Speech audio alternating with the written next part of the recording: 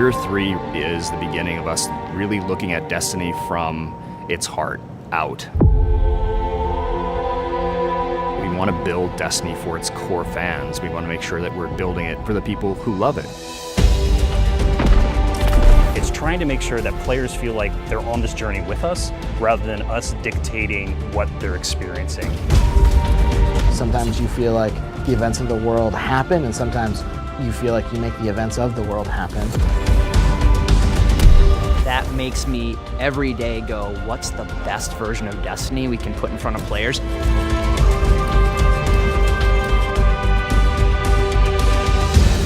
The real thing I think we're doing this year is telling our players where we're going. Like, we're saying, hey, we're back. This is the 5-year vision for the game.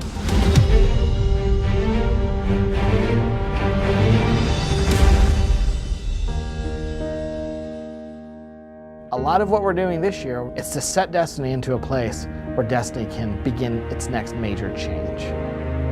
What we want to construct is a world where players feel like their actions, whether personal or as an overall global community, are moving the universe forward in some meaningful way.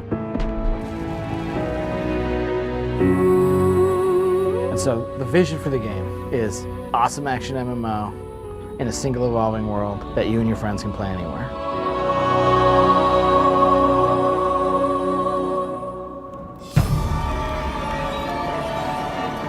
Shadowkeep is this first step to where we want to get to.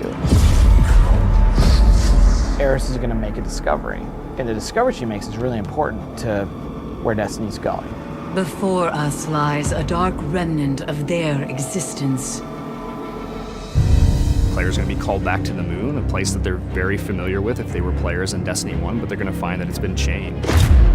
And part of the game is understanding what changed it, and what has Eris discovered here. And what does it mean for the world, not just in the context of right now, but what does it mean for the game in March, and what does it mean for the game a year out? You're all insufferable! Save your torment for someone who gives a damn! You're gonna discover that you're plagued by these nightmares. Nightmares are manifestations of trauma of guardians who have come back to the moon. They even go further and become enemies that are from the past, that are now real again. Shadowkeep is not just a destination with a new set of missions on it. Shadowkeep is a transition for the entire solar system of how you play the entire game.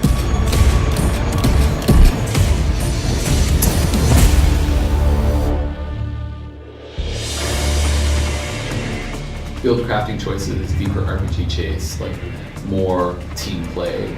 One of the first things we set out to do with Shadowkeep was deepen the character sheet. He was implementing some of the feedback he got from Sheik. That led to all the changes that we made to Armor. Armor 2.0 is really all about making every slot on your character sheet have an impact. Stats are back, there's like more stats than ever. We overhauled the mod economy. There's gonna be a bunch of mods that you can get for your finishers. There's a whole new crop of weapons that are coming out. There's new seasonal weapons to earn. There's the new Shadowkeep, Astro Shaman-y weapons. It's kind of like old school, magic-y, like imbued with dark power sort of feel to it. You're fending for yourself. Eris is not trying to protect you. So the weapons just like, they're guiding you through the experience and they're telling you when the nightmares are around. We actually have it set up that when you're near the nightmares, like they have a bit of this like, almost like you can see through them or there's some glowing inside. This is one of the weapons that Victor is making. It's a rocket launcher, fires out seeker projectiles, so should be fun. You're gonna learn a bunch of cool stuff about Eris and this nightmare problem around the solar system, but you're gonna build a bunch of cool rewards. And then, if you don't get rolls that you like, you're gonna go back to the rune table and you're gonna make more. And that's part of being a Shadowkeep player. It's building your character your way.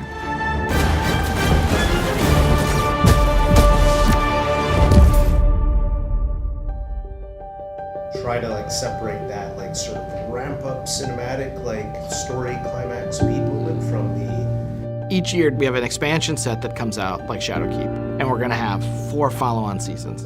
And the expansions themselves are meant to be an anchor that is gonna set that arc in a place. That growth, evolution, change, that's the stuff that manifests in the seasons. So we evolved the season pass. One of the biggest changes from the seasonal model you'll see from the annual pass is that we're focusing a lot more on how the seasons actually connect to one another. We want to make sure we're actually threading a narrative that players can follow, starting in Shadowkeep. We're going to start telling one continuous story. You want it to be meaningful. You want to understand, like, why was I sent there? We're actually trying to set up this concept of the season being something that occurs, and you want to be there and you want to experience it. The players are moving the world forward. They're making an impact. They're leaving that resonance in the world itself. How can Guardians actually come together and do something that unlocks rewards, pursuits, new experiences for everyone? We want a universe that's dynamic and changing. It's a universe where you can have memories. You can say things like, I was there when.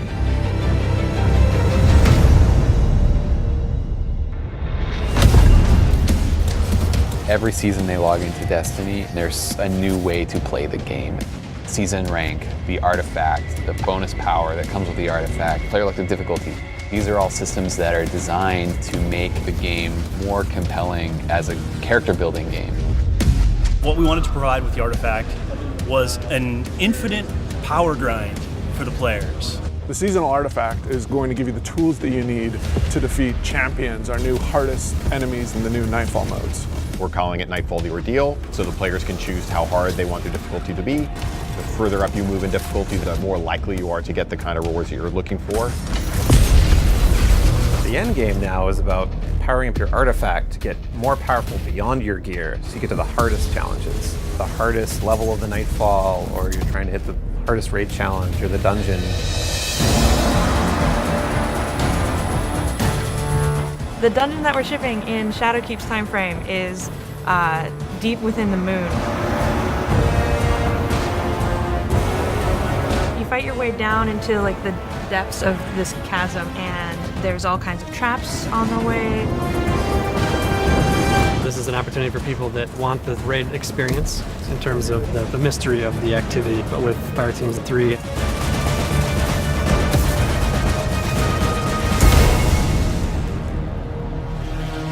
Charging you up, Lars. Get in there. Go ahead. We're thinking a lot about how we lay the foundations for a healthier PvP game. We're really committed starting in year 3 to have a renewed focus all through the year on PvP. That's going to be bringing back Destiny 1 maps. It's going to be bringing elimination into Crucible Labs. We're doing this really cool thing where we have 4 different iterations. Try them out week to week on the new maps and get feedback.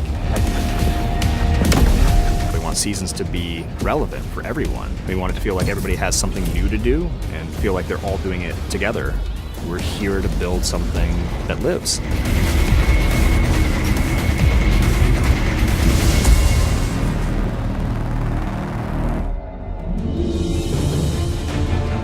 Season of the Undying is when the Vex start invading from the Black Garden.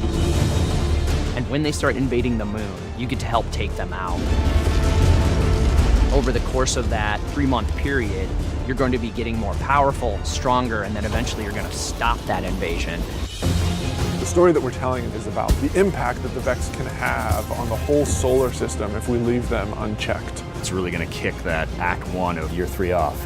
And then Season 8 gets going with a raid, Vex offensive, we've got nightmare hunts, exotic quests, explore the moon, new strikes, new PvP maps. There's just so much going on, no matter what kind of player you are. Season 8 is the catalyst. Season 9 is really where things start to build, and then Season 10 is where things start to get pretty intense, and then Season 11, everything is going to come together, and you're going to want to be there to see it happen. It's going to be like no other time in Destiny.